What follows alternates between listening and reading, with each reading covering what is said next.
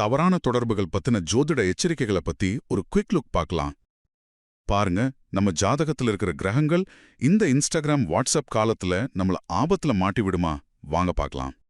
முதல்ல, எந்த கிரக சேர்க்கை ரொம்ப ஆபத்தானதுன்னு தெரிஞ்சுக்கலாம். மனச கண்ட்ரோல் பண்ற சந்திரன், ஆசைகளையும் காதலையும் குறிக்கிற சுக்கிரன்.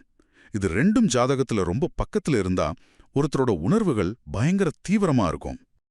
சரி, இதோட சேர்த்து ரூல்ஸை பிரேக் பண்ண வைக்கிற ராகுவும் சேர்ந்தா என்ன ஆகும்னு நினைக்கிறீங்க? ஆமா, இந்த காம்பினேஷன் தான் ஒருத்தரை ஈஸியா தப்பான ஒரு சீக்ரெட் ரிலேஷன்ஷிப்குள்ள இழுத்துட்டு போக சான்ஸ் இருக்கு.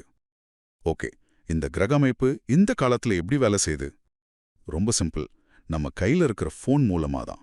ஆமா, ஃபேஸ்புக், இன்ஸ்டாகிராம் மாதிரியான சோஷியல் மீடியா தான் இந்த ஆபத்துக்கெல்லாம் ஒரு புது என்ட்ரி பாயிண்டா இருக்கு. ஒரு சின்ன மெசேஜ், ஒரு ரகசிய சாட், இதுல தான் எல்லாமே ஆரம்பிக்குது. அப்போ இதிலிருந்து தப்பிக்க வழியே இல்லையான்னு கேக்குறீங்களா?